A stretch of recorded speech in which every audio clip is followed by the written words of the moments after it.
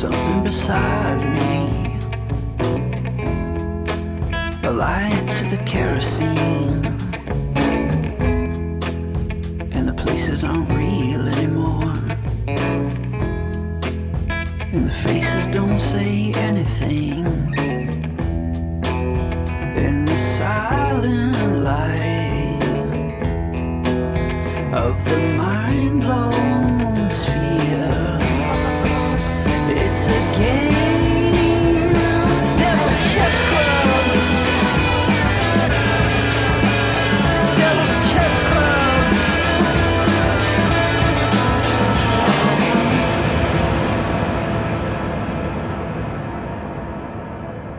Hello everyone, this is American Exception and I'm Aaron Good. In this episode, I finally have the privilege of interviewing Sibel Edmonds, FBI whistleblower and the most gagged woman in U.S. history, thanks to the Bush administration's very dubious assertion of the state secrets privilege. Sibel Edmonds is the author of two acclaimed books, Classified Woman, The Sibel Edmonds Story, and The Lone Gladio, a political spy thriller. She's the recipient of the 2006 Penn/Newman's Own First Amendment Award. She's also a certified linguist, fluent in 4 languages, with a BA in criminal justice and psychology from George Washington University, as well as an MA in public policy from George Mason University. I think that her story is mind-blowing. If you don't know it, it really shatters a lot of the illusions and myths that we've been bombarded with throughout the 21st century in the West. So I hope you enjoy this interview as much as I did. Sibel Edmonds, it's an honor to have you on the podcast. Thank you for having me, Aaron. You know, I followed your case for about 20 years now, and we've exchanged emails at various points over the years, but this is the first time that we've been able to speak, and I'm really excited about that. When my first foray into looking at 9/11 and sort of the dark side of U.S. imperialism was about 05-06, and your case was being written about especially by this guy named Luke. He went by Lukery, but I think it was Luke Ryland was his name, but his handle at the time was that when he was Lukery, when he ran the What Is It Good For blog. And your case was sort of how I started to look more at 9/11, even though you were very vague in what you were saying back then. But your story is fascinating, and then there was this article about you in Vanity Fair by David Rose, where there were spectacular things reported that like Dennis Hastert was taking illegal campaign contributions from Turkish heroin traffickers, essentially, or networks trafficking in drugs, and you didn't get sued for that for libel, or Vanity Fair didn't. It should have been a huge scandal, and that registered with me. I went on to work for Obama, but I was always the more radical, and secretly more radical, I think, in some ways, because I always entertained these ideas about 9/11 and so on. And then you had this other article or you were the subject of an article by Nafeez Ahmed where you spoke more about how the U.S. was working with Ayman al-Zawahiri in the years leading up to 9/11, and I listened to your podcast all the time back in the day when it was Boiling Frogs and Peter B. Collins. It was one of around 2010, it was one of the main sources of alternative information for me. It's been such an insane... the frog is still boiling, really. I mean, we are still the boiling frog in a sense. And now here with the Tucker Carlson having just done a 9/11 story, it's hard to know where to begin with you, and your story. But maybe we could start with the Tucker 9/11 documentary that he has released. I've only seen the first episode, but what I'm wondering is why your story is more interesting than the stories that are told in that documentary, and you have other FBI people backing you up. What do you make of this new sort of limited hangout, but still, relevant information, but what we're seeing from 9/11, and what's the status of your own case here? Is anybody trying to get your testimony out there? Well, just like you, Aaron, I only watched the first episode, and my immediate reaction came after the first 8 minutes of that first episode, and my first reaction was I was flabbergasted. I was shocked. I was shocked because that portion, the first 8 minutes, is number one, it's very fluffy, and number two, it is filled with so much false information, wrong information, uh, proven wrong information that we will get into and we will discuss. And based on my own information, which, as you know, I received twice the invocation of the state secrets privilege as this is the nuclear weapon in silencing and taking away freedom of speech. It's the ultimate gag orders from the Attorney General at the time during the Bush administration, Attorney General Ashcroft. But not only that, we also, as not only FBI whistleblowers, I formed a National Security Whistleblowers Coalition in 2004, and this is during the time we were active.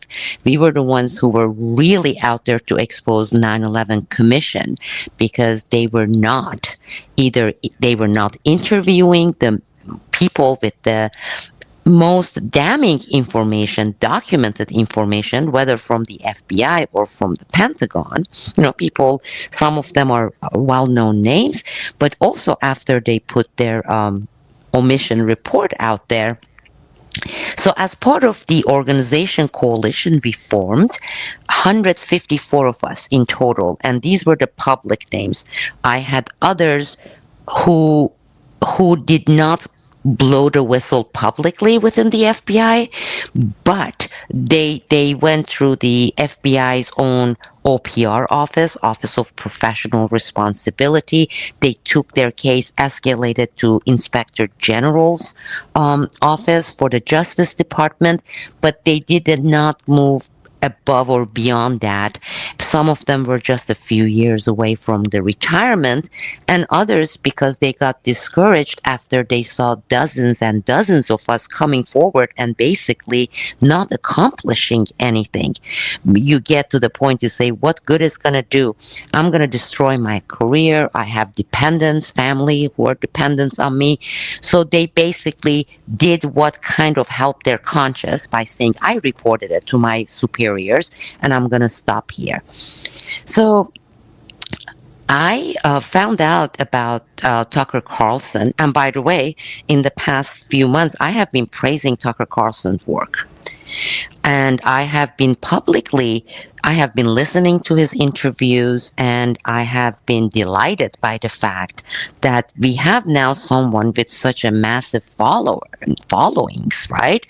And this person is breaking that censorship, that taboo on criticism of Israel, the Israel Zionist lobby, and they are the strongest in our country, and really delving and being without apologizing, without kind of making things a little bit milder than actually they are. So I have been saluting his courage, saying, good, because as we get visible people like him with a strong base being outspoken on these issues, we're going to give courage to some other people who have been kind of sitting on the fence and saying, well, if I criticize Israel lobby, my career is going to end. I'm finished. Well, seeing that people like Carlson are not getting finished, that is a major deal, right? So knowing that he was working on this documentary, I contacted, and I have the emails, they are dated in May, June 2025. We also have common friends, Tony Shaffer, Lieutenant Colonel Tony Shaffer, because Tony Shaffer has been working as a whistleblower on 9/11, Abel Danger. He has been working with Congressman Kurt Weldon since 2004, 2005, and he was there interviewed by Tucker Carlson. So I called him, and I have my call records. I have my text record with with Tony, and I said, Tony, I sent emails, but do you have direct contact information? Please tell Tucker Carlson and his producers on 9/11 documentary to see me. I can help them out, and not because I want to be on this documentary, not only to provide information and documents from my case, but I know every single FBI agent and analyst who went to the 9/11 Commission, who went to the OPR, who went to the IG, and who had information and documents on 9/11, and how much FBI knew about the actors that are named in this 9/11 terrorism operation. And so Tony gave the message related to Tucker Carlson and his producer. I sent, and I have the emails, copies, and there comes the first 8 minutes. And you get this guy, Agent Rossini, Mark Rossini. My immediate reaction was, he sounds familiar. He was not part of our coalition, and I had every single public FBI whistleblower with information, okay, reputable, intelligent FBI whistleblowers on my coalition. I also knew of all the ones, every single New York office, Chicago field office.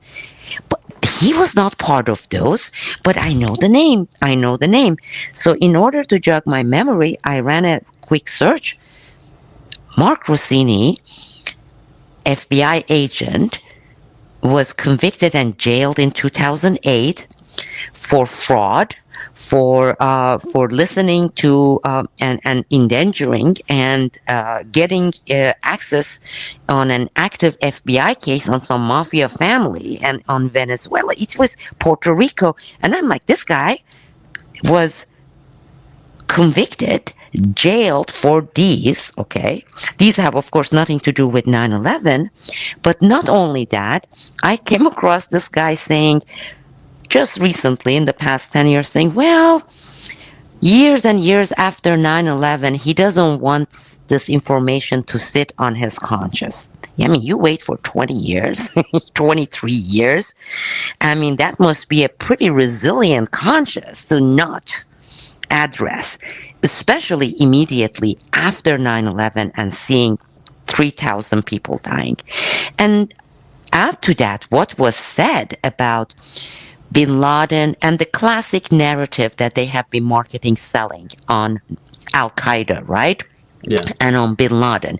And what is the classic narrative that they have been selling the world, even though most of the world has never bought it, is mostly sold very well successfully in the United States of America, is that, look, during the Cold War, during the Afghan-Soviet War, we, the United States of America, wanted to help these poor Afghans against their struggle and quest for independence against the Soviet, the big, bad, communist, red people. So what did we do? We, the American, I'm just giving you the story, the classic story that I think even today, 85% of the Americans, adults, would say this was the story. We helped Bin Laden because Bin Laden formed the Mujahideen groups. Those Mujahideen groups were also the freedom fighters against the communism and the Soviet invasion. We helped arm the Saudi guy, Osama bin Laden, and Zawahiri, and their army of thousands and thousands of freedom-loving mujahideens in Afghanistan against the big, bad, monstrous Soviet Union. But then, okay, this is the story. The story continues, Aaron. What happened was, of course, Afghans were defeated, right? And then, of course, in 1989, we had the Berlin Wall coming down. Communism, Soviet Union, and our Cold War ended by 1991. And we, the Americans, the American CIA, the American FBI, the American State Department, we lost track of these dudes, right? Just like, what happened? We don't know. We just left them behind, and these people lo and behold, behind our back, organized and formed a terrorist organization. They named themselves Al-Qaeda and started digging the Americans' national security and American people's grave. So we were caught off guard. We were so surprised that these people in the Afghanistan caves, all right, were able to organize such an amazing terror event on the American soil using only the box cutters, right? And of course, we heard a lot, we the people. It's a hindsight 2020. Sure, there were some signs and little things there, but the agencies were not communicating well with each other. CIA was gatekeeping information. FBI was fumbling and bumbling about the stuff, right? Or as Condoleezza Rice said, in hindsight, we should have recognized these blinking red alerts and the warnings, but we didn't. We missed those. Well, false. Yeah, it was a story of incompetence and blowback. That was the two exactly things they tried to explain it with. But no one gets punished for the incompetence, which should have raised some red flags with people.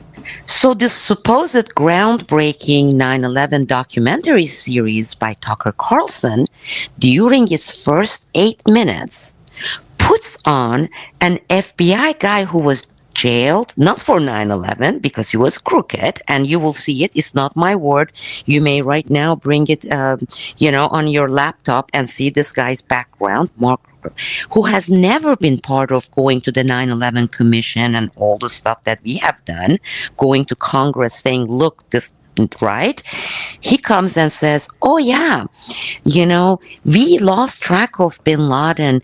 In 1998, he was sighted in Somalia. He's putting one false information after another. How do I know? Because that's what I was gagged on.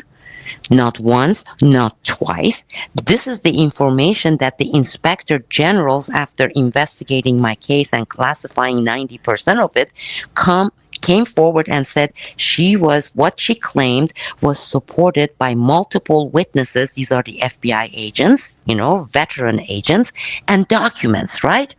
So they, and I'm telling you, everything this guy said, it's 100% false, wrong.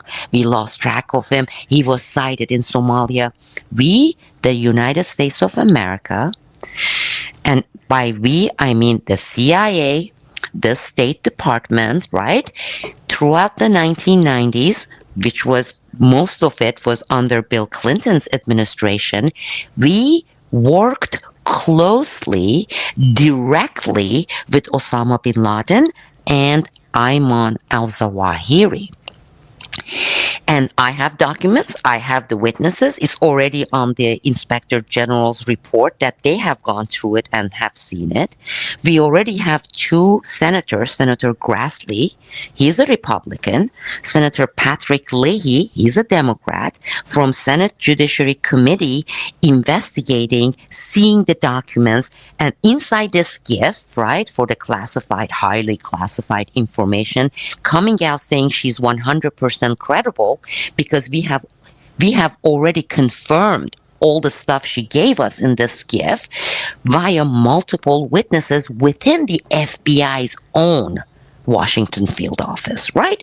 So I'm saying it as that, and I'm saying it as someone who has written a book, and as you just kindly mentioned at the beginning of this, the articles that was supposed to be 4-part series by Sunday Times in 2008, talking about when and where we were working with Ayman al-Zawahiri, with bin Laden, how we were working, and they coming and telling Nafiz Ahmed that after we ran part 1 on Sibel Edmonds, investigating Sibel Edmonds' case, we had sourced people, pressure from the State Department, U.S. State Department, and CIA coming to our editors and saying, you're not allowed to publish this. And this is 5 years after. Did they publish the first part? They did, first part, yes, they did part 1. Okay, I should look that one up because I thought that the whole seriousness. The part one had to do with Israeli network, together with their Turkish network in the United States,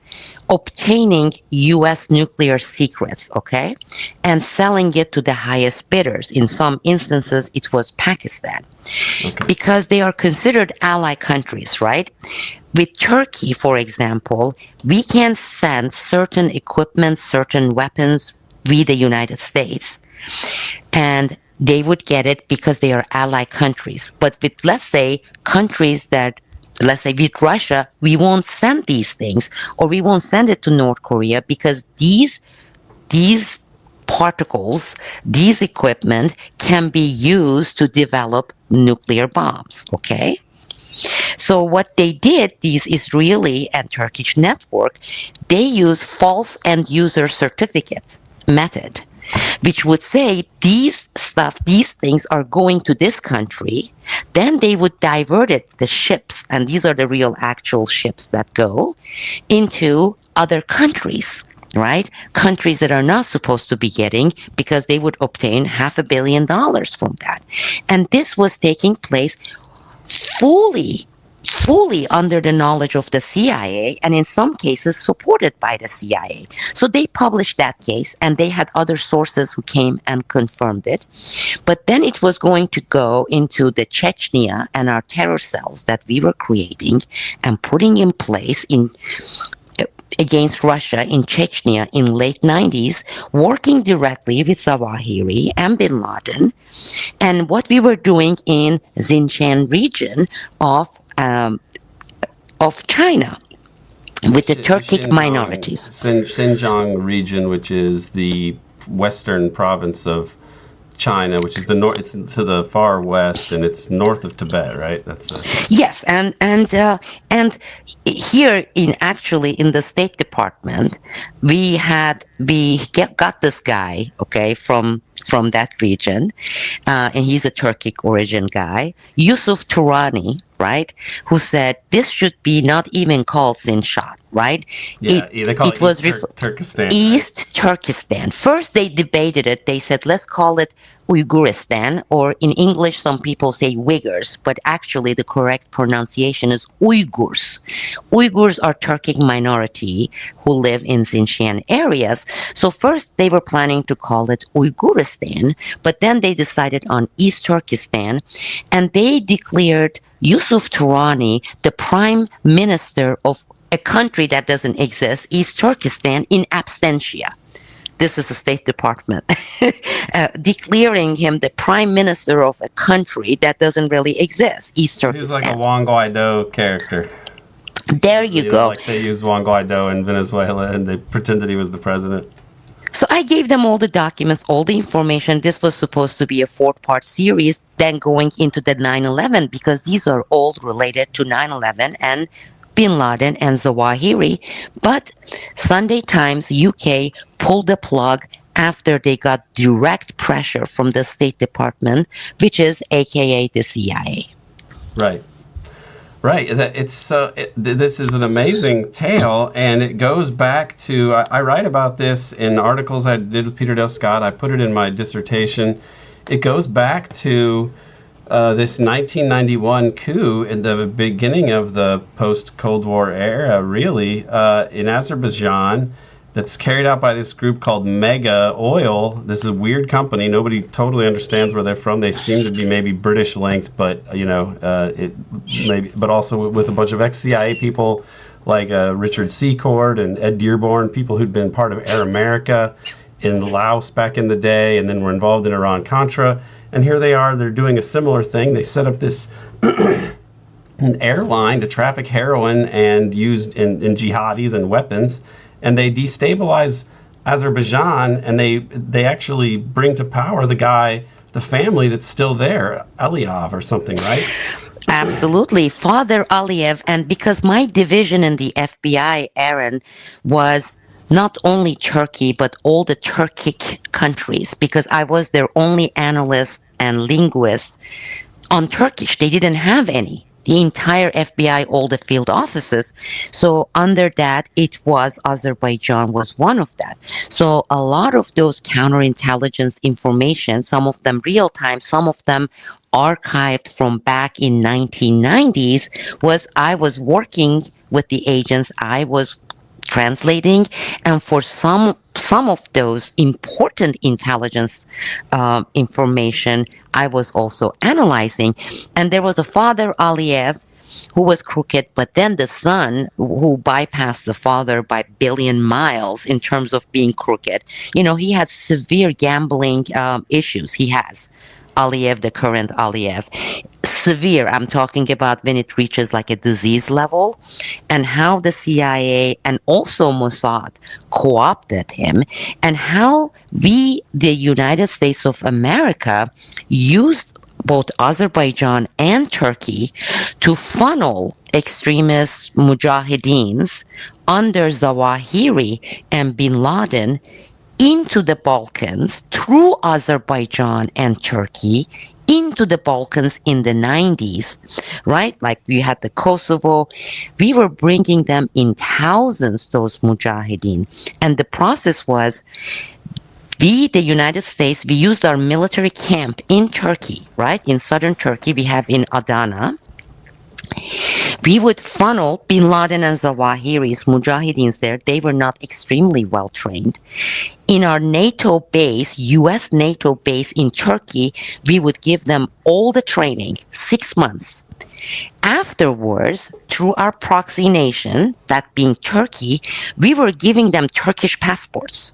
So these people are from Egypt, they are from Afghanistan, they're from Pakistan, from Saudi Arabia, these mujahideens. 1994, 1995, 1996, we oversaw that, we the United States of America, the State Department and the CIA and the Pentagon, and also the entire NATO knew about this. So this is not some sort of a tiny secret that is known by a handful of people. And I can get you high-level Turkish people now that is 20 years, 30 years later, confirming this. And then Turkey would give them these passports, send them into the Balkans, right? And it was operation against the Serbs, and the Serbs were being supported by Russia, and by Russia this time is not Soviet Union, this is 1995, is Russia. Yeah, then what Russia, we did, not Russia at full strength. They're like an ally to Russia, but at this point that doesn't mean as much as it did back in the day. So they're really in the 1990s, yes, correct. But then in 1997, 1998, when the Balkan Wars ended, Brzezinski's grand chess, we were not done. We still worked with bin Laden and Zawahiri. This time it was training and having these terror cells created from Chechnya, and having the Russia targeting Russians on Russian soil. Yeah. Same thing again. Our proxy nation to do this kind of crap is, unfortunately, and I'm Turkish, right? Origin was Turkey. Right. Chechens, they're a NATO country, and they're the home of the original deep state. I mean, the original absolutely elements were a huge part of Turkish history. They would always intervene in politics to, stage coups and so on. 100%, Aaron. And then at the same time, it was a parallel cells operation we had again via Turkey, and this was to target and have the terror operation and cells set up ready to go in East Turkestan, Xinjiang, China border. Because those were the two areas we targeted, the Russians and the Chinese, right? China and Russia. Now, 9/11 was an important reason for us. Afghanistan was not only the oil and the pipeline politics. There are so many books written on that. You need to look at that map. I mean, and I don't mean you, because this is your expertise. You're the one with PhD, an amazing dissertation, and what you write. This is for our audience, for our listeners. Please bring it up on your laptop. Look at the map. Look at Afghanistan. Look at China's Xinjiang region, East Turkestan, Uyghuristan. There is Afghanistan, and there is very important place, Kyrgyzstan, right there, right? And we, the United States of America, not the people, this is not for the interest of any Americans on American soil. This is for the deep state. This is for the big corporations, via deep state, via CIA, via State Department, okay, is to make Xinjiang region Taiwan too. And you start putting in place these terrorist cells, the separatists, everything, decades in advance. These are not the things you plant and then you start harvesting a couple of years later. We started doing that 2 years before 9/11, based on my information, which we obtained under FBI's counterintelligence, which, by the way, over 90% of 9/11 related information in the FBI was never under the counterterrorism division, which FBI's counterterrorism had nothing. All counterintelligence. Many of them obtained under FISA. Okay? So, and we will get to that later, but look at Afghanistan, look at Kyrgyzstan, right? We needed, the deep state needed 9/11 for multiple reasons against China, okay?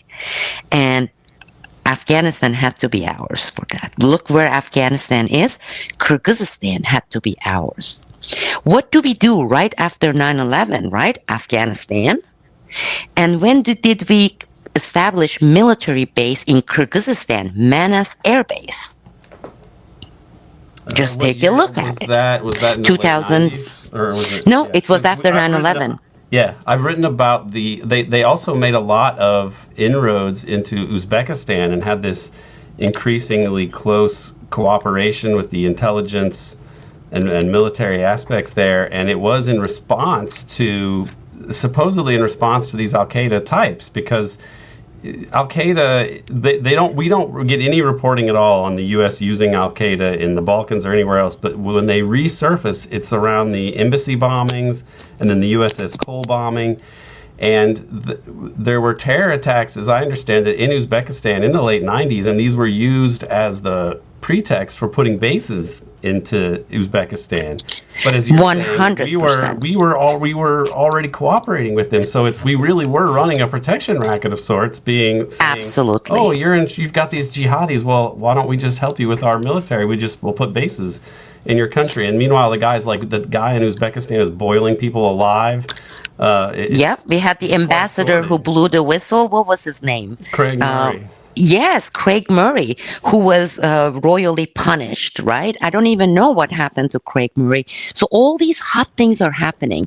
9/11, and afterwards, right? Manas was put in place, Manas Air Base. By the way, Russia woke up to all the stuff. Russia knew exactly what we were doing, right? So first, we had all this presence in Chechnya, which Russia pretty much ended it with Kadyrov. Because since 2007, 2008, look at that. With Kadyrov, Russia reestablished its control of Chechnya. Right. And with that, all those terror incidents ended, lo and behold. Yes, and by the way, the incident that sparked the Second Chechen War in the late 90s was carried out or planned in a villa on the Spanish-French border that's owned by Adnan Khashoggi. And the people involved were all connected to this Far West LLC corporate entity that has very close ties to Israel, but also to Western intelligence and so on. So it's like the U.S. was involved in, the U.S. sparked this war. People tried to blame the Russian 9/11 on Putin, but Khashoggi and his milieu is not Russian, and the Russians know this. Putin in the interviews with Oliver Stone, he points this out. He talks about how he showed this information to George W. Bush, and that W. Bush just said, "I didn't know about that." Absolutely. With all these That's why I had this article a long time ago. This would be 20 years ago. And no, it said basically we are the terrorists. And when ISIS brand came, because we needed to have a brand change, Al-Qaeda was like, okay, didn't have as much effect later. It kind of got, no. So we came with the brand ISIS. Well, ISIS are us. All these jihadis, all these. And so when I was giving this information, I told Sunday Times, I said, look at this. And what I want you to do is, here are the FBI agents. Some of them are still in there who would confirm the story. And actually, they're journalists. They were real investigative journalists. They tracked down and they talked with the agents from the FBI, counterintelligence, right? Some of them whom I worked with, and these are good guys, by the way. All the crap happens, when they say shit rises to the top. That's true. It's like the FBI management, the high, SES level. But the agents, at least I worked with, they tried. They knew what was going on. So these are the things that are happening. And then in 2000, it's around July, August 2000, we intercepted, because we were actually targeting a different target, okay? And as we were intercepting that person's conversation, we in the FBI became aware, from the recorded conversation of a meeting in Baku, Azerbaijan. Ayman Zawahiri was there in U.S. Embassy, as a person, okay, physically. And in that meeting in the U.S. Embassy, they also had a couple of Turkish targets were there. There were 2 representatives of Israel there in the Baku embassy in Azerbaijan in the year 2000, July, August, Ayman al-Zawahiri. On what? 2 targets. And those were Chechen-related operation we had. Okay, and the second one is Turkestan with this guy, Yusuf Turani. Now, and again, these agents confirmed documentations there, and they are collected under FISA. So they got this, and they're going to run this story. That's the part 2. And then it was going to come to 9/11, and it got killed. So for this guy, in this documentary, the first episode, the first 8 minutes, coming there, talking about FBI counterterrorism, Somalia, as you said, embassy, and the FBI didn't have a clue where bin Laden was. It was, and I put it there, I said 100% false, 1000% wrong. Right. I mean, do you think he could be speaking about, is it possible that counterterrorism was so managed and limited in what it had access to that he could be describing what he was able to see from his point of view? Yes, I agree with that. I'm not saying he was intentionally lying. Right. Yeah. I'm saying he was, because FBI counterterrorism was always in the dark. And that was by design. What would happen was we would intercept all the information under counterintelligence. And FBI wanted to transfer it to counterterrorism, right? But what would happen was we always had the CIA guys coming via State Department, waving the sensitive diplomatic relations flags. Meaning, if you do that, it's going to hurt our relationship with Turkey. If you transfer this to court, let's say it's a criminal terror case on the U.S. soil, such as 9/11, that's going to destroy our ally relationship with Turkey, right? Pakistan, all right? So they would pressure, and they always got away with it. Not only that, we had cases where the State Department and CIA would plant moles within the FBI's counterintelligence. Can you imagine? CIA is spying on the FBI. No, I have no problem believing that at all. I think that they do that. And that was the case of Melek Can Dickerson and her husband, Douglas Dickerson.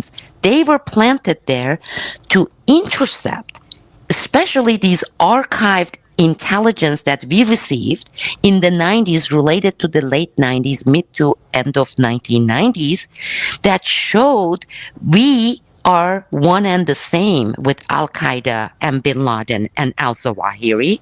And this, by we, I mean not some handful of people operative in the CIA.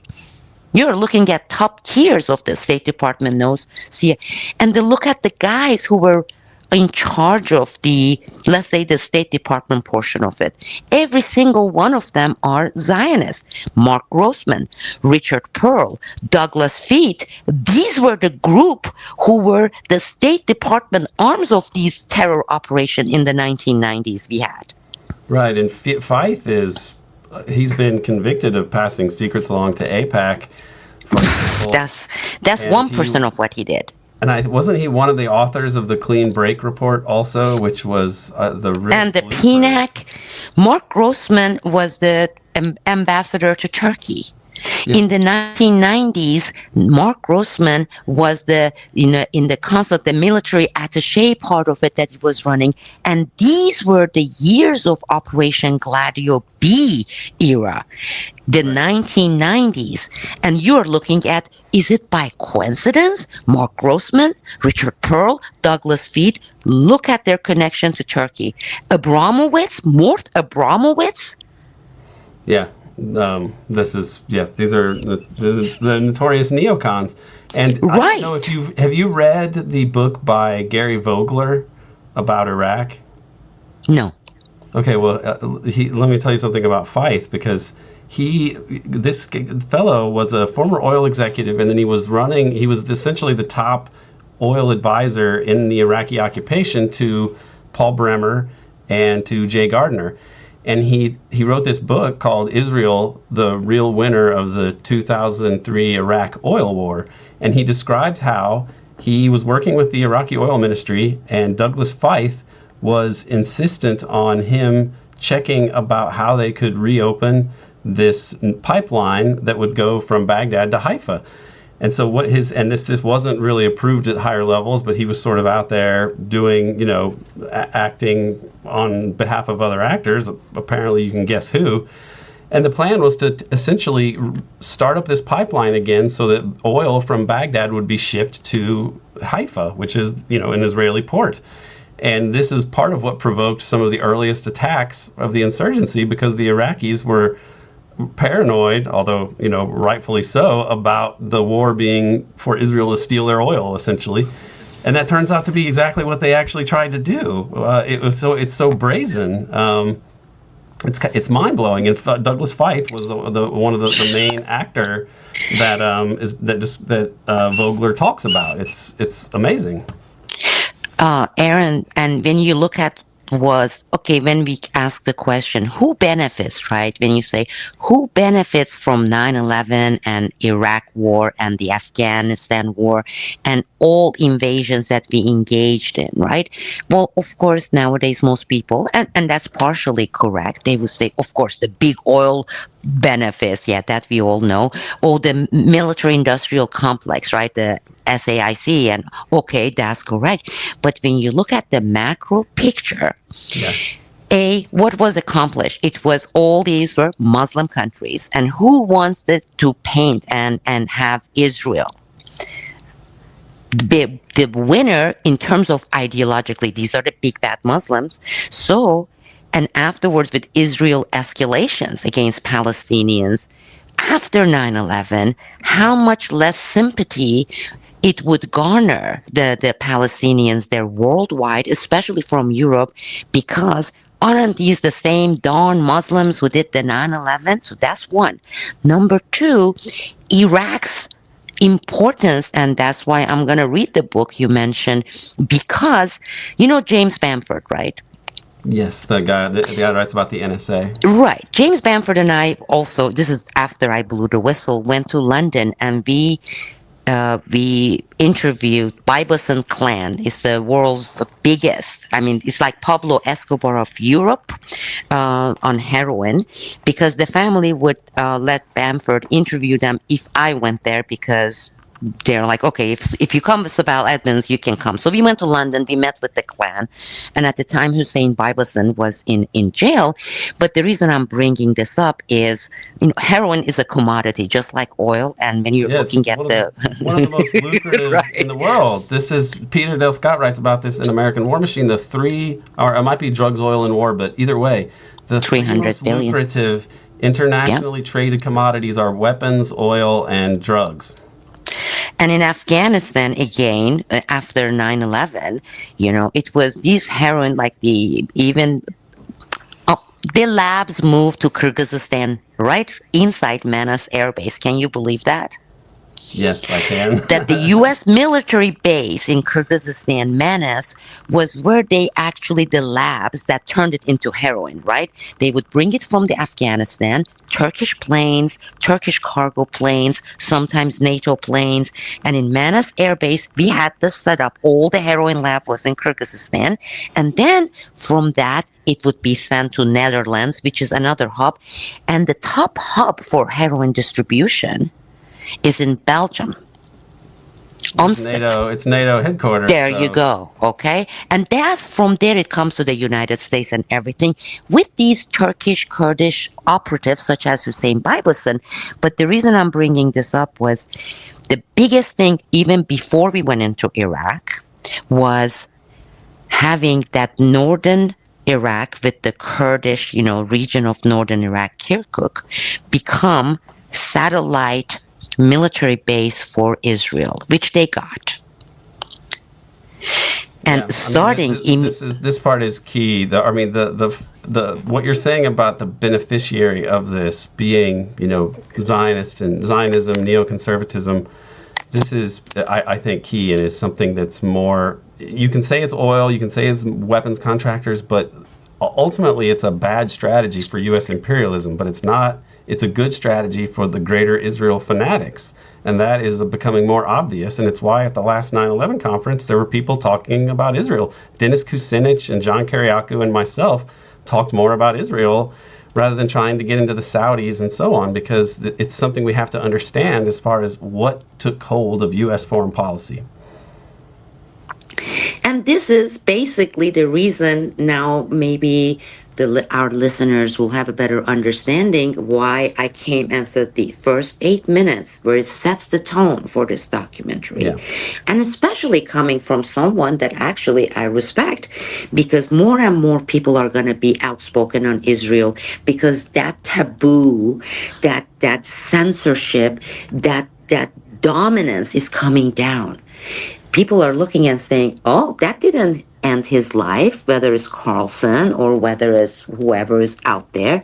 That didn't end their career. I am going to do the same thing too. So I respect that. And despite that saying, this is on 9/11. This is the mother of all reasons and excuses they have used to strip us, from our basically entire constitutional rights. With 9/11, we had the TSA and the Department of Homeland Security established. With 9/11, we justified NSA illegally eavesdropping on all Americans, saying Fourth Amendments. What Fourth Amendments? When we have terror threat, F everything. It doesn't mean anything. So all these things that has been happening to us, taking away our freedom on every single front, our constitutional rights, right? The weakening and destruction of what we considered, it was not a perfect form, but okay, it was some form of democracy, has all started with 9/11. And to have the 8 minutes and putting out there, and do so despite the fact that 4 months ago, I went and I said, I'll provide you with all this. I give you the name of the top FBI agent, CI. I'll tell you where to get some of the documents so you can tell the people I saw the documents, right? Emails, doing it through Tony Schaefer, then having someone named Mark Rossini coming and some old narratives of the Somalia. It's just unfortunate. It is. It is because we know more than what he is saying. It's much deeper than that. He tells a little part of the story, but it ultimately is not nearly as explosive. My hope is that perhaps, everybody wants to talk about how Tucker Carlson's father was, Voice of America, CIA, whatever, and that Tucker has been, part of this milieu. I don't want to fixate on personalities because I feel that this is it's more important historically what is happening, and this empire is collapsing, and part of the way that this is going to unfold is going to revolve around exposures and disclosures of spectacular crimes. And so maybe he is a part of a way to slowly roll some of these things out. I want to think that he may be acting in a rational way for actors who are trying to somehow manage what needs to happen here. And potentially, everyone now is so worried about a false flag that, perhaps putting these things out is an attempt to dissuade people from doing anything really insane, because you're reminding them of 9/11 and so on. Right. And so maybe there is some better thing going on here. But you're right that there's so much more that we know about and that have been written about by reliable people, scholars, and then insiders like yourself. The analysis of Peter Dale Scott and Nafiz Ahmed. He's kind of strange now, but he wrote a lot of things on the, pretty solid scholarship on all of this. But we instead get this really limited hangout from Tucker Carlson. It's I want to say it's baffling, but it's not surprising. They never talk about these issues, so it's just difficult to know precisely what to make of it and what it portends. Likewise, I join you on that, and I am not reading some sort of a, major conspiracy or that he's a front. None of that. Some of the possibilities that comes to mind, and I'm not saying these are the reasons, is, for example, they haven't touched upon anyone on that front, on I'm gonna say it crudely, our crap. And what we are willing and what we have been doing against China, right? And that's not because I'm pro-China. So maybe behind the scenes, that part of my case, the part that relates to Turani and East Turkestan and Sinchen, maybe that part still is the sacred grounds that thou shalt not touch upon, and it's a taboo that nobody is willing to touch, right? Is that a possibility? I'll put it out there. I float it out there, maybe. Because, see, people were saying, why in the world this woman was in that FBI for less than a year? Why would go out of your way back-to-back gag orders, right? Yeah. And much censor your testimony and not even really mention it in the 9/11 Commission report. Exactly. So, and then, gagging me the second time when the 9/11 family members who were suing Saudi Arabia through Motley Rice law firm. So they subpoenaed my deposition and testimony. So this is when Ashcroft and Mueller came and invoked it for the second time. Not because of Saudi Arabia, because they know, the deep state, that if one part comes out, right, inevitably all the other parts going to come out, right? And that's going to be Clinton administration is going to, because see, if it was only limited to some Bush administration, I would have had a chance for this information to see the light of the day, right? This goes through multiple administrations. This involves multiple agencies. There is an involvement of NATO in this. There is the involvement of ally countries in this. There is still this big issue of China. And again, why does it have to be? Our method has to be terror. Operation Gladio A, the original one, Operation Gladio B. We are the globe's biggest terrorists. Yes. Well, they can't go to war with China. They can't invade China. This seems to be the only way to use violence to destabilize them on behalf of the empire. But what you're saying about China being the sacred cow is, I think, a part of the story. But additionally, your story touches on the crime syndicate that has been managed by the West, for a long, especially since the end of World War II. The global heroin traffic has been dominated by Western actors. That was people going like to the be my second original point. We are the Lansky mob. biggest It's a huge terrorists. issue. Yeah, the biggest We are terrorists the and the biggest terrorists, biggest and we are the drug biggest lords. drug dealer. We are the biggest drug lords, right? Yes. And then I'm not even right now because I don't want to get this too lengthy for you and get too much complication for people.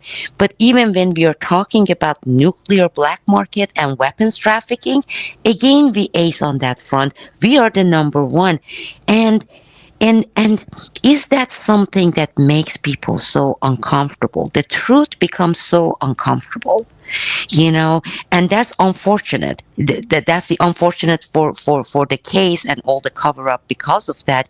Also, people they don't want to stomach that because you start talking and delving into these types of things with people.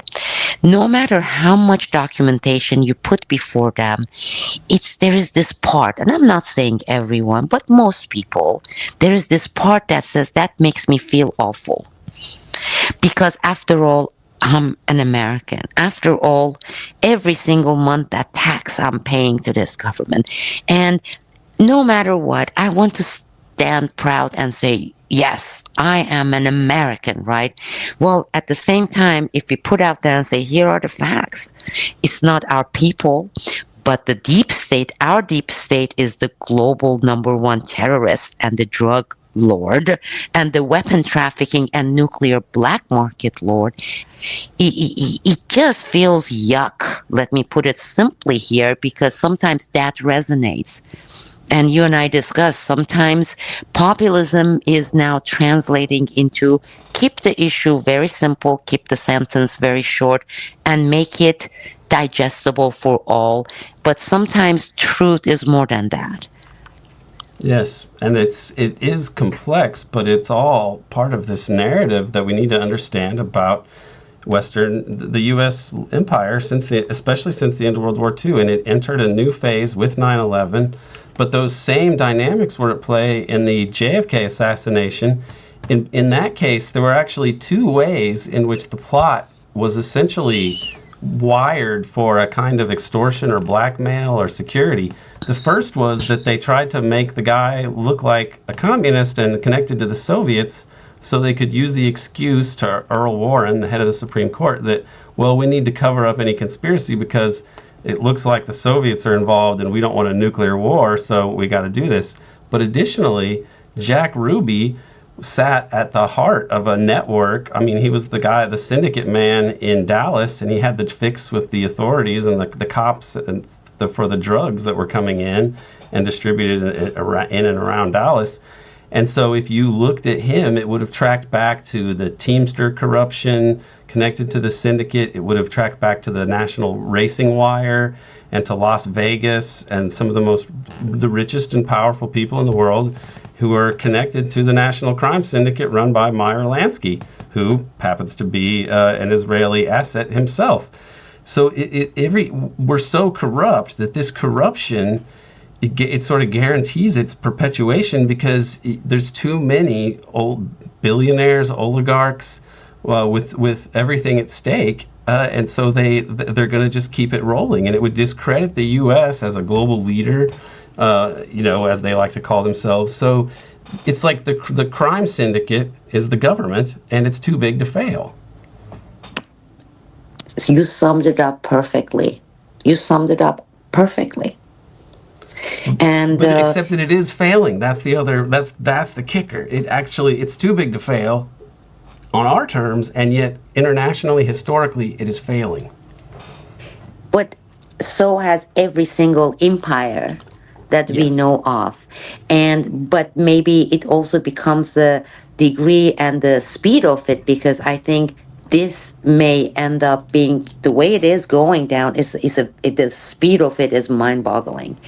It's the highest speed falling because even I know it has nothing to do right now for this portion of it with 9/11, but where we are economically right? We are getting close to what we had before World War II economically, and what that's going to bring, which can actually accelerate the speed that we are talking about. It's so much happening. This is, I believe, is a turning point in history. When I say this right now, I'm not saying just today. I'm saying what we have been seeing in the past, 20, 30 years, especially since 9/11. And what desperation can do becomes another question. And let's say if we are talking about Israel, seeing its free fall within its global positioning that it has done, despite any cost to humanity, right? The whole humanity became collateral damage as far as Israel is concerned. But seeing this, their own speedy fall with that, because they are falling, what will they resort to? That's another question mark.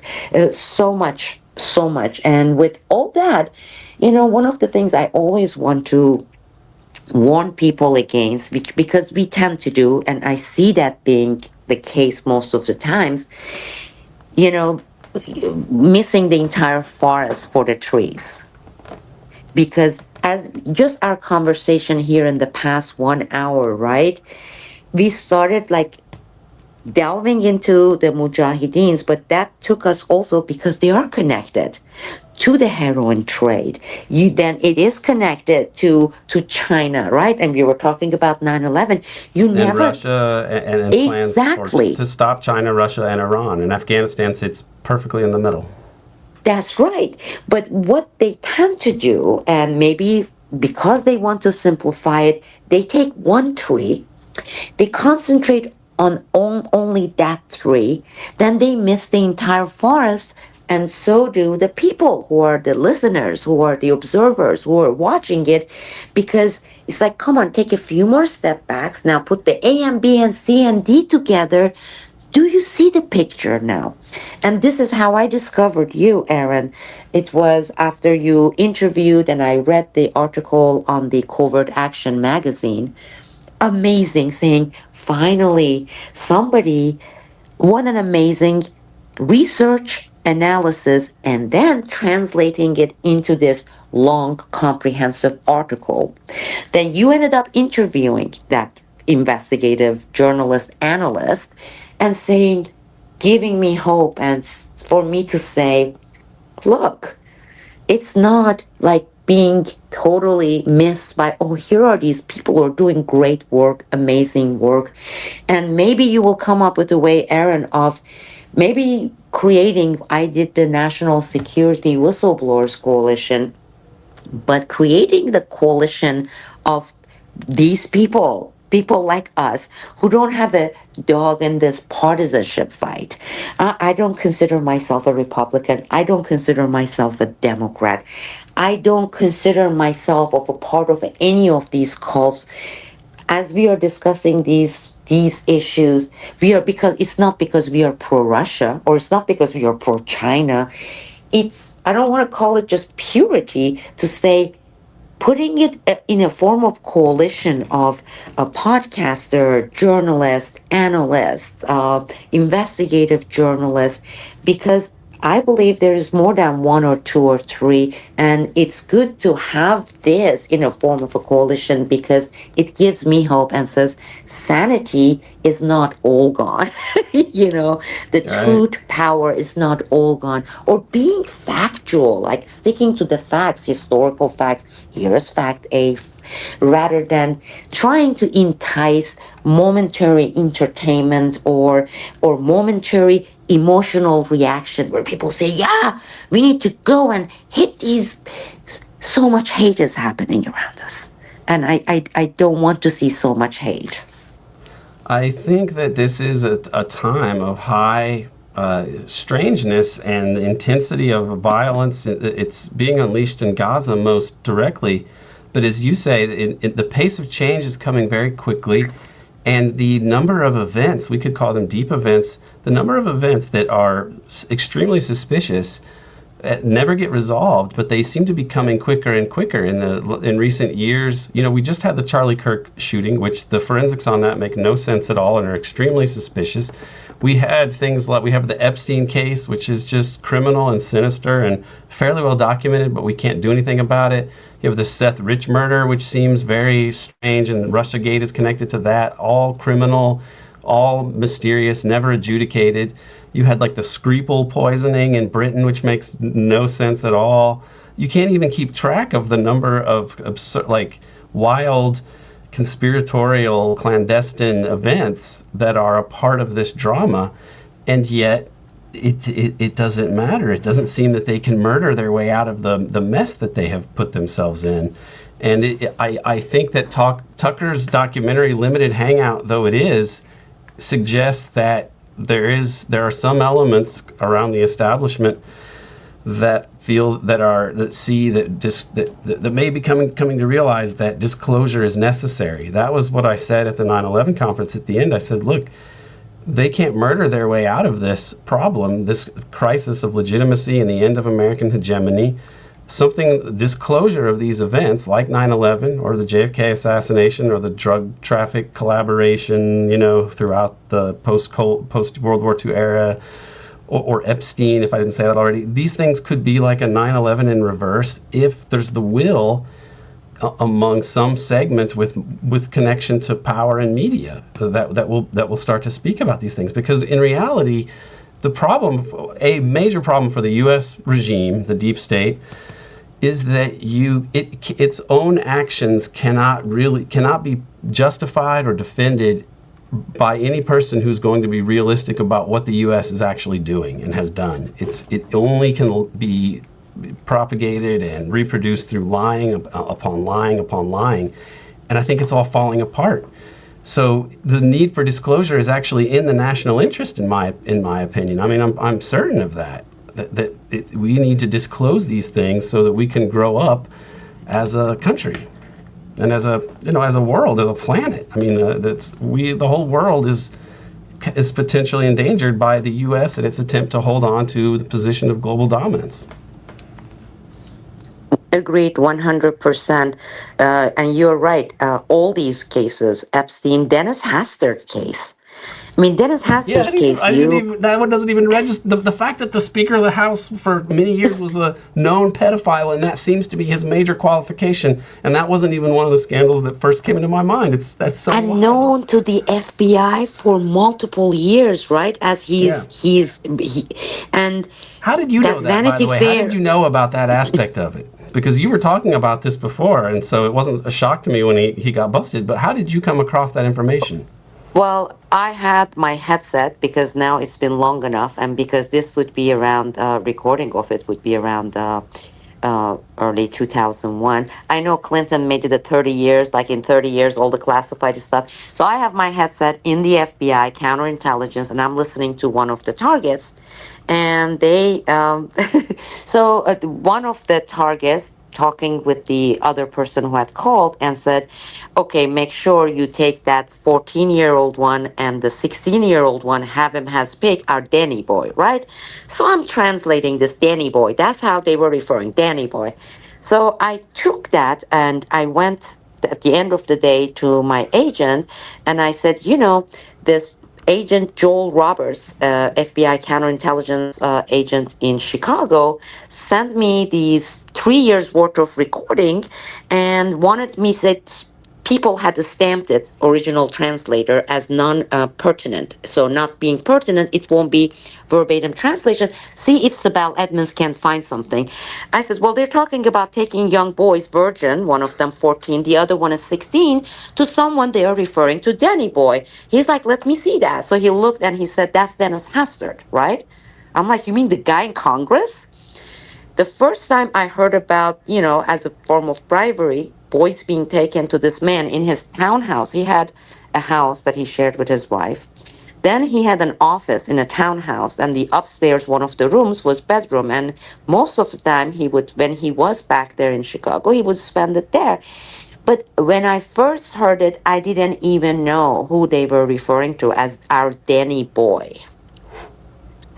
Yeah. And then with that, that agent who was a good guy in Chicago said, okay, that means we were penetrated by, because it was intentionally blocked, this intelligence, right, under FISA.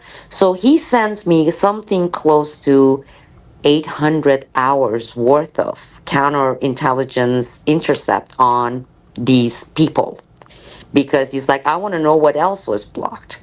And that's when I found out about Dan Burton, Stephen Hollers, Jan Tchaikovsky, and this is a congresswoman and her husband, uh, Bob Creamer. These were, and a lot of them with links, 99% of them to Chicago, because Chicago was the center of money laundering, both for the Gladio related heroin, but also you had people who, his predecessor, Dennis Hastert, Bob Livingston, right? Bob Livingston, he was the Speaker of the House before Dennis Hastert. He set up a company and became lobbyist for Cayman Island, right?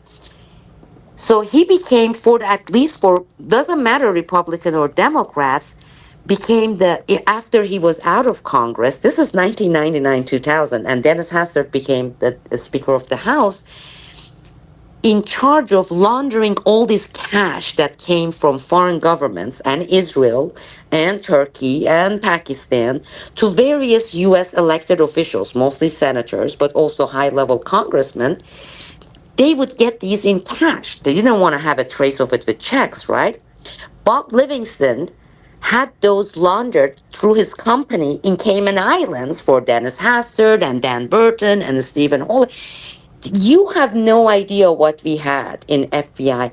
So what happened was, during Clinton administration, this is what the agent I worked with told me, was at some point the Justice Department, once they found out about some of these and involved Republicans, they wanted to take these FISA obtained information and turn it to criminal division. So they would prosecute these guys. As they started doing that, they came across the Democrats involved, and they said, no, no, no, no, no, we're not going to do it, because can you imagine the American people finding out that some of their top elected officials from both parties are involved in sextortion? They have It would have been a money shock back laundering. then. It would have been a shock back then. Today, people would be Right? like, They wow, they dropped caught him. it. They dropped it. And again, these were being collected under the, FISA laws, the foreign targets, because when you are doing those, some of the people who call your foreign targets are Americans.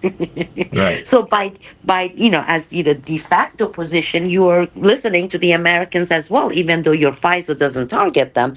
That's how I found out about Dennis Hastert, but Chicago was the center for a lot of things.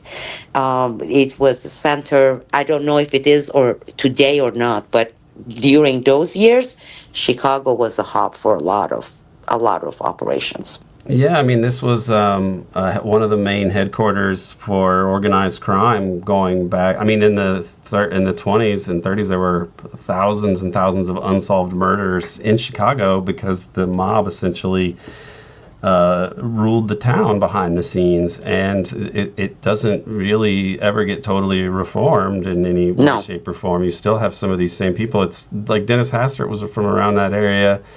You have And at the powerful same people time, like he's part Rahm Emanuel in Chicago. I mean, that was the Obama Blagovich. machine. Blagovich was part of that. Bob Yeah. Creamer in Chicago. I mean, you're talking about the entire city. Every single politician they're being involved at, and some of it ended up actually touching some of that heroin money that was coming. And the another good example of, like, with Dennis Hastert, when I gave it to, I have a good relationship with him, David Rose, and David Rose did a great job. And David Rose actually traced and tracked down all these agents who, including the guy in Chicago, Joel Roberts. Well, it included his pedophilia, right? Well, David Rose turned it over to the editors, and the editors said, for this, we need more than two sources, because on the pedophilia front. So then I had to go and beg a bunch of other people, still insiders in the FBI, on Dennis Hastert. I said, we need more because it's very hot topic. Editors, his editors in Vanity Fair. And so, and we got that. Then it got stuck in the legal department. The attorneys there, they said, no, we are not going to touch this part. So they killed that part of it, despite the fact that they had more than two sources. They had four sources outside me on Dennis Hastert. And I burned on it. And then 6 years after that Vanity Fair article, the newspapers, look how they make it limited. This is very similar to this 9/11 documentary. They go like, Dennis Hastert, way back when he was in high school, a coach, he was raping boys and having sex with them, as if he was rehabilitated Right. and did not engage in any sexual activities after he got out of high school as a coach and became a congressman. I was like, why? And I would call these publications. I say, look, I gave this information and it wasn't. Everybody blacked it out. Everybody blacked it out. The fact that Dennis Hastert continued those sexual activities throughout his years in Congress, and most of it as a Speaker of the House, because he was the longest serving Republican Speaker of the House. And to this date, neither left or right publications have touched Dennis Hastert's real pedophilic case, which is the same as Epstein. It's not going to come out because they shoved them into these black holes with JFK's assassination. All these incredibly important truth facts are floating inside this massive black hole. That is my visualization of this, Aaron. Yeah. This That's big as good a black metaphor hole. as anything. It's like another dimension. It may as well be. You know, Yes. and that's our history at the top. The apex of power is really the group that can commit those kinds of crimes and then demand that they never be exposed. This is the apex of power in our system, and that is something we have to confront. It was so because what you're saying about Hastert, I mean, the obvious implication of this, if you just stop and think about it, is that because he's not a charismatic person, he wasn't a successful businessman, he's not a gifted politician, he's a troll of a person. He had to have been risen to that position of great power, number 3 in line for the presidency. Yes. Specifically because he was a morally debased pedophile. Yes. And that's our system. That's a job qualification in our system. Like, what do you tell your kids in school? That, like, well, go out there and molest kids and, you know, take drug money, use drug money to advance your political career, and you can really go far in this society. I mean, that's truthful, but in the case of Dennis Hastert, but what kind of society is this? Well, I tell you what kind of society is this, Aaron. When one of the members of my National Security Whistleblowers Coalition was a veteran agent from FBI, counterintelligence, he was the boss of my boss, and he became a whistleblower and he left. Gilbert Graham, okay? Amazing guy, solid guy. He said, Sibel, when I first started with the FBI, I was a rookie agent. My task was doing background check for any president's judiciary, what do you call it, nominee for judges, right? Supreme Court, federal courts, right? Yeah. And it was me and another agent during the years when we conducted background check. We would bring it back to this president's, right? Multiple. And it was negatively correlated, meaning the cleaner the judge was would be dropped out of the list. The dirtier, like whether pedophile or any like gambling, those were the ones who were the finalists. Yeah. That's when he said, I lost my faith on FBI, because when I joined the FBI as a young agent, I was like one of the believer of white hat guys, black hat guys. You know, it's not like the CIA. CIA attracts pathological liars, psychopaths, sociopaths, sadists, because it's the nature of the CIA, right? You have to be, FBI is more law enforcement. You have people with some military or law enforcement, police background. They are more idealistic when they join the FBI. He said, can you imagine my disillusionment with the system? Yeah. We dig up, like, here are the dirty ones you should drop. Here are the clean ones. The clean ones are dropped. The dirty ones are kept. Right. I mean, you think you're going to be catching bad guys, and then you realize that you are the secret police for guys who are so bad you weren't even aware that it really was like that. You couldn't even have known before you went in, I would assume. So they're the secret police for this criminal oligarchy, essentially. And then with that, they lose their faith, right? Like the agent that I work with for counterintelligence, the one, Dennis Sasher, good guy, right? What he was telling me, and it's in my book, the conversation he had with me, he was like, I am just a couple of years away to reach GS 12 or 11, the GSS system. Yeah. And he said, I'm so disillusioned with all the shit I'm seeing here. That's the language. He's like, with all the shit I'm seeing here, that I'm not going to even wait for my retirement. But once I get on my GS 12, I can apply with Boeing or another major company as an, FBI agent who reached GS this level and be out of here, because the reason I joined FBI was I was going to do good things. And after seeing what's going on, I don't want to even work here until I'm retired. I want to be out as soon as I reach, because I am disgusted, Sibel. Yeah. Yeah, if you have a conscience and you're aware of anything, I mean, if you're not just a total psychopath, because if you are, you will become SES level. You will be deputy director of. Yeah. Yes. If you have some weird, if they have dirt on you, it helps you. And also if you accommodate people and you take bribes and do other things, then it's commission, it's a sin of commission, and you are part of they've got you. I mean, this is just, and therefore you're able to advance. If you're incorruptible, you can't advance. And this just plays out in the most powerful institutions. And I tell you something funny that explains how it's so crazy now. It is. And to end this on a funny note, because I think is funny. To this date, I think is funny. When I didn't go to the newspaper initially. I was following the channels and the law. I was going to OPR, then the IG, etc. Anyhow, as I was making my way to the director of the FBI on all the 9/11 related stuff, they gave me the appointment with a guy named Tim Caruso, SES level, 1 tier, 2 tier below Mueller. And when I walked into his office and saw his title was DEAD, the Deputy Executive Assistant Director, which stands for dead. And when your conscience gets dead, basically, you get to be on that level and climb up. The bureaucrat, that's corrupt great bureaucrat. acronym for him. Deputy Executive Assistant Director. Yes. Yeah, that's amazing. Well, Sibel, I am very grateful to you for doing this interview, and I'm happy that you are speaking again publicly about what you've done. And I hope that we have more conversations in the future. And when you're getting back, home is in Spain for you now, is that right? Home is actually, I'm in the U.S. I'm in Florida, but we have been away with my daughter.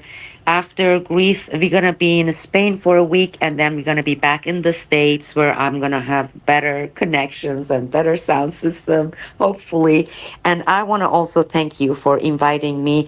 I also want to say I do appreciate you and the very few people that I have so far found who are doing, what is like truthful, factual journalism, investigative work, discussions, and keeping it free of hatred and what I call it venom talk. And I really appreciate your work.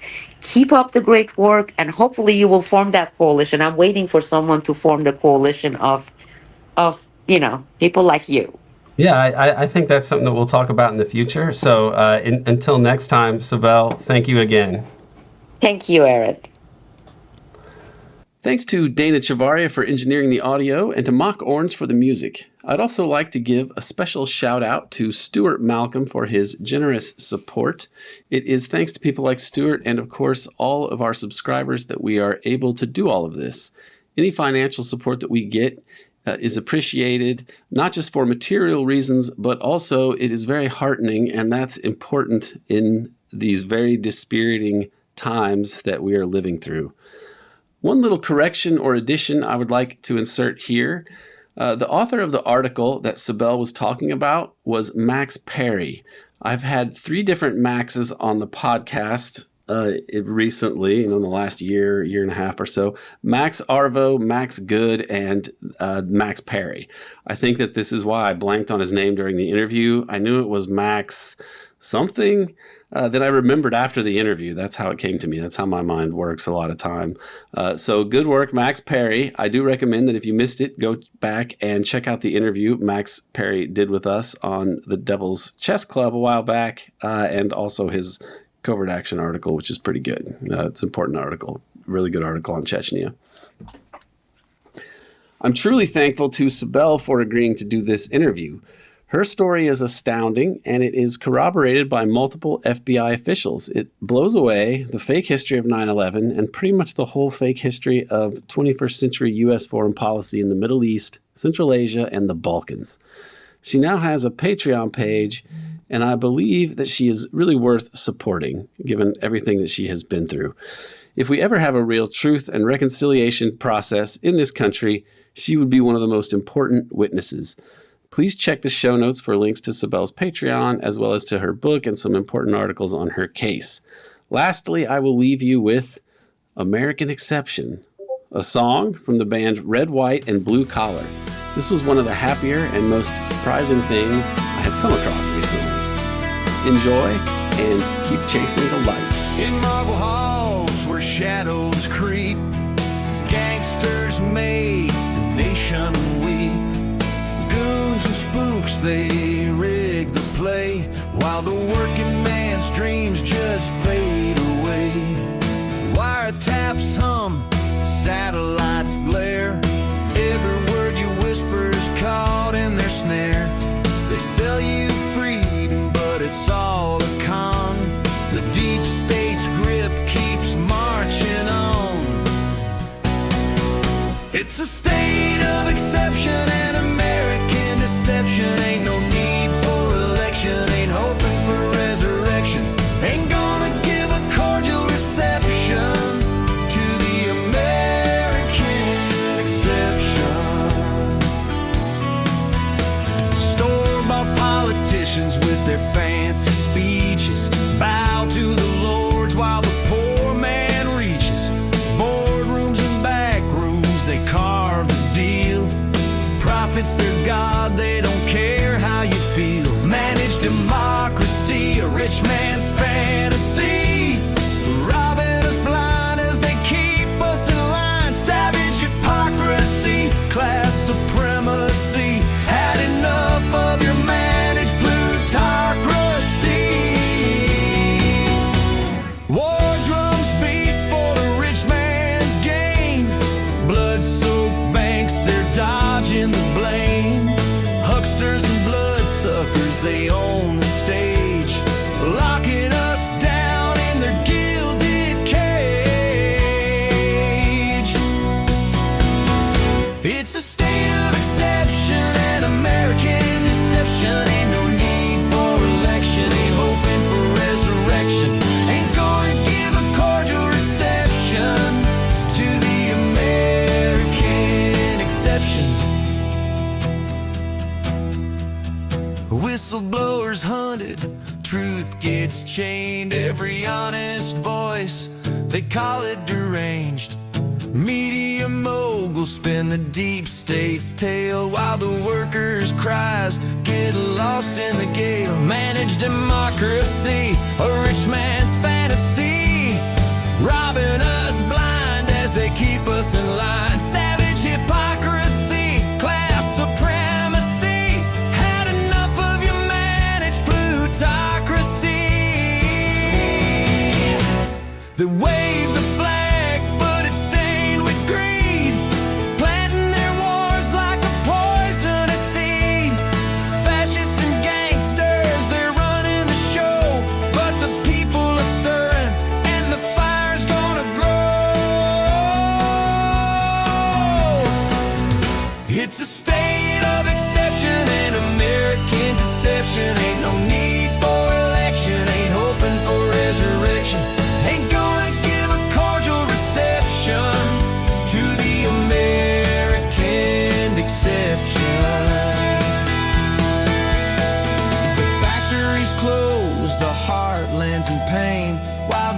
folks keep dancing in the devil's rain. Their empire's built on the bones of the meek, but the voiceless are rising and we're ready to speak. No more hucksters, no more spies. We'll burn their lives with the truth in our eyes. The rich man's republic's about to hit the wall. The people united will answer the call.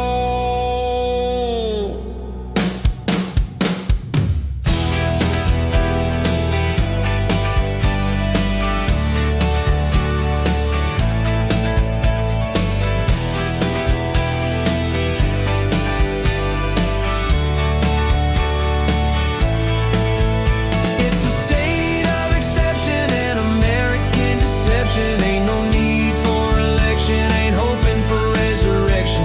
Ain't gonna give a cordial reception to the American exception. Get ready for an American reception. The tide's gonna turn on this vile deception.